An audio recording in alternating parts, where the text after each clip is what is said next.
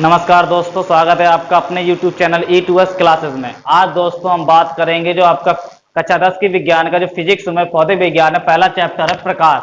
उसमें जो है महत्वपूर्ण टॉपिक एक अपवर्तनांक, उसके जो न्यूमेरिकल हैं आज हम उनको अंकित जो प्रश्न है उसके वो लगाएंगे कि पेपर में जो न्यूमेरिकल आते हैं वो कैसे सॉल्व करते हैं। अगर थ्योरी आपको परिभाषा या थ्योरी नहीं पता है तो उसका वीडियो आपको डिस्क्रिप्शन में मिल जाएगा, आप पहले जाकर उसको देखिए ताकि आपको न्यूमेरिकल बहुत अच्छी आसान तरीके से भाषा में जल्दी समझ में आ जाए।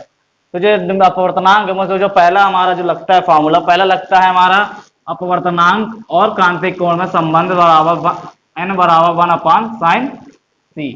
दूसरा होता है स्नेल का नियम n बराबर sin i upon sin r। ये लिख सकते हैं 1 पहले माध्यम के सापेक्ष दूसरे माध्यम का अपवर्तनांक। तीसरा लगता है कि जल के सापेक्ष कांच का अपवर्तनांक ज्ञात कीजिए, और दे देगा आपको वायु के सापेक्ष जल का और दे देगा एक और अन्य माध्यम दे देगा उसके सापेक्ष दे देगा, कहेगा इसके सापेक्ष इसका मान ज्ञात कीजिए। तो अभी हम जो सवाल लगाएंगे तो आपको बताएंगे कैसे सवाल को लगाते हैं। तो अब देखते हैं सवाल। तो हमारा जो पहला सवाल है वो आपके स्क्रीन पे ऊपर दिख गया होगा। अब देखिए सवाल क्या कह रहा है। वायु के सापेक्ष किसी माध्यम का क्रांतिक कोण 45 डिग्री है। किस वायु के सापेक्ष किसी माध्यम का, कोई माध्यम है जिसका वायु के सापेक्ष क्या है, क्रांतिक कोण 45 डिग्री है।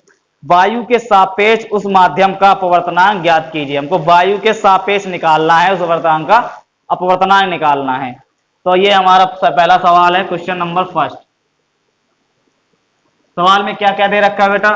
सवाल में दे रखा है क्रांतिक कोण। क्रांतिक कोण क्या होता है? साइन सी बराबर कितना दे रखा है? 45 डिग्री। साइन सी नहीं पता, क्रांतिक कोण नहीं पता, तो आप थ्योरी का वीडियो देख सकते हैं, डिस्क्रिप्शन में आपको लिंक मिल जाएगी। अब जो क्रांतिक कोण निकालना क्या है? अपवर्तनांक n। अपवर्तनांक और क्रांतिक कोण में जो संबंध होता है वो फॉर्मूला जो होता है वो होता है n बराबर 1/sin c। तो हम यही वाला फॉर्मूला लगा देंगे, n बराबर 1/sin c। c की वैल्यू दे रखा है 45 डिग्री। c क्या होता है? क्रांतिक कोण होता है। c क्या होता है? क्रांतिक कोण होता है। तो हो जाएगा 1/sin 45 डिग्री। n बराबर क्या हो जाएगा? 45 डिग्री। अब sin 45 का मान क्या होता है? आपने गणित में पता होगा, त्रिकोणमिति 1/√2। sin जो 45 होता है, sin 45 का मान होता है, sin 45 डिग्री का मान होता है 1/√2। वो हम यहां पर रख देंगे, क्या रख देंगे? 1/√2 n बराबर। तो हमारा क्या निकल के आएगा? n बराबर √2 इतना निकल के आएगा। अब √2 का मान कितना होता है? √2 का मान होता है 1.414। तो जो अपवर्तनांक कितना निकल के आएगा? n बराबर 1.414। ये √2 का मान होता है। हमारा अपवर्तनांक कितना निकल के आएगा? 1.414। अब हम देखेंगे दूसरा सवाल। तो दूसरा सवाल स्क्रीन पे है, क्या कह रहा है? यदि वायु के सापेक्ष किसी पारदर्शी द्रव्य का अपवर्तनांक, वायु के सापेक्ष पारदर्शी जो द्रव्य है उसका अपवर्तनांक कितना है? 1.25 1.25 हो, तथा कांच के अपवर्तनांक 1.5 है। मतलब वायु के ही सापेक्ष द्रव्य का है 1.25 तथा वायु के सापेक्ष ही कांच का अपवर्तनांक कितना है? 1.5 है। तो द्रव्य के सापेक्ष कांच के अपवर्तनांक की गणना कीजिए। तो हमको किसका निकालना है? द्रव्य के सापेक्ष कांच के अपवर्तनांक की। तो इसको जब सापेक्ष आ जाता है, अपवर्तनांक आ जाता है, उसको हम लिखते कैसे हैं? सवाल नंबर 2 कह रहा है वायु के सापेक्ष किसी पारदर्शी द्रव्य का, जो पहला आता है जिसके सापेक्ष निकालते हैं उसको हम पहले लिखते हैं वायु, मतलब वायु का एयर, n होता है अपवर्तनांक किसका? द्रव्य मतलब जल। कितना दे रखा है? 1.25 ये दे रखा है। और इसी के सापेक्ष कांच का कितना दे रखा है? ANG, जी मतलब गिलास मतलब कांच, तो लिखते हैं हम कितना? 1.5। वो हमसे कह रहा है द्रव्य के सापेक्ष, द्रव्य मतलब WN किसका? कांच का, WNG बराबर निकालना है। पहले माध्यम को पहले लिखते हैं और दूसरे माध्यम को हम बाद में लिखते हैं और बीच में लिखते हैं हम अपवर्तनांक को। तो इसका जो फॉर्मूला होता है क्या होता है? WNG बराबर हो जाता है ANG बटे ANW। ये मतलब वायु के सापेक्ष कांच का अपवर्तनांक बटे वायु के सापेक्ष द्रव्य का अपवर्तनांक। तो क्या निकल के आएगा? आंसर हमारा निकल के आएगा ANG का मान कितना दे रखा है? 1.5 और ANW का दे रखा है 1.25। हम इन दोनों के दशमलव हटाएंगे, इसका दशमलव, ऊपर एक अंक है नीचे 2 अंक है, तो ऊपर क्या होगा, एक जीरो बढ़ जाएगा, तो निकल के आएगा 150 बटे 125। अब हम इसको क्या करेंगे, 3 से काट देंगे, 3 से नहीं 5 से काट देंगे, ऊपर आ जाएगा 30, नीचे आ जाएगा 5 दूनी 10, 5 25, तो आ जाएगा 30 बटे 25। अब ये और 5 से कटेगा तो 5 छक्का 30, 5 पचा 25, तो WNG बराबर 6 बटे 5। अब इसको हम भाग कर देंगे तो भाग में कितना आएगा हमारा, जब हम 5 का भाग 6 में देंगे तो कितनी बार जाएगा,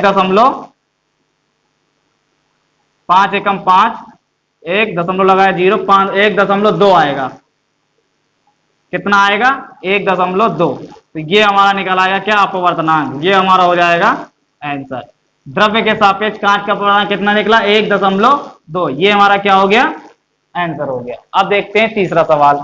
अब देखते हैं तीसरा सवाल। तीसरा सवाल क्या है, तीसरे सवाल में एक चित्र है, चित्र आप ब्लैक बोर्ड में भी देख सकते हैं, अपने कुछ सवाल में भी देख सकते हैं। चित्र क्या कह रहा है, निम्न चित्र की सहायता से द्रव्य के अपवर्तनांक की गणना कीजिए। हमको चित्र की सहायता से किसका निकालना है, द्रव्य का अपवर्तनांक निकालना है। तो देखिए कैसे करेंगे, तो अगर चित्र में देखा जाए, हमको ये इतना एंगल दे दिया है, लेकिन अभी हमको ये निकालेंगे। सबसे पहले आई क्या होती है, आपतन कोण। क्या निकालेंगे, आपतन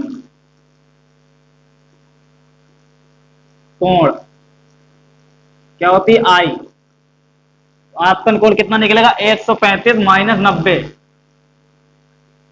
135 डिग्री माइनस 90 डिग्री, कितना निकलेगा 45 डिग्री। और उसके बाद निकालेंगे हम अपवर्तन कोण आर, अपवर्तन कोण आर, अपवर्तन कोण आर क्या हो जाएगा, 120 माइनस 90, कितना निकलेगा 30 डिग्री। अब हमको द्रव्य का क्या निकालना है, अपवर्तनांक। द्रव्य का अपवर्तनांक क्या होगा, द्रव्य का अपवर्तनांक n। तो स्नेल का नियम आपने पढ़ा होगा कि एक माध्यम के सापेक्ष दूसरे माध्यम का अपवर्तनांक क्या होता है, sine I upon sine R. तो वही हम लिख देंगे sine I upon sine R. इसी को स्नेल का नियम भी कहते हैं, और इसका वीडियो आपको डिस्क्रिप्शन में मिल जाएगा। बहुत अच्छी वीडियो बनाई है, बहुत सरल भाषा में समझाया। अगर नहीं देखिए तो उसको जाके देखिए, क्योंकि अपवर्तनांक काफी कॉम्प्लिकेटेड चैप्टर है, कॉम्प्लिकेटेड टॉपिक है, इसके न्यूमेरिकल जरूर आते हैं पेपर में। आप अच्छे से पढ़िए, देखिए। तो यहाँ पर साइन आई की वैल्यू कितनी हो जाएगी, साइन 45, साइन आर साइन 30।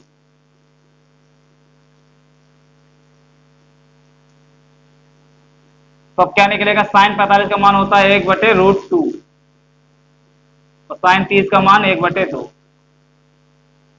तो क्या निकल के आएगा हमारा 1/√2 गुणे 2/1।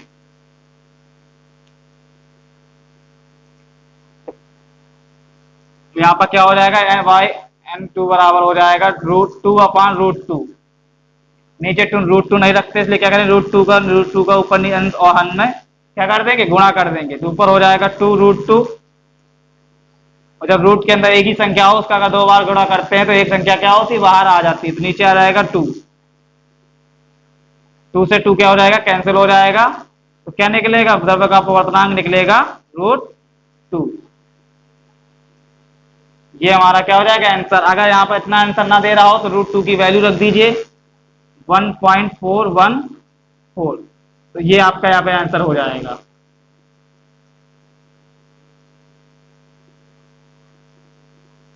अगर भी दोस्तों आपको सवाल समझ में आया हो, क्वेश्चन फॉर्मूले है, अगर समझ में आया हो तो वीडियो को लाइक कर दीजिए और ज्यादा से ज्यादा शेयर कीजिए।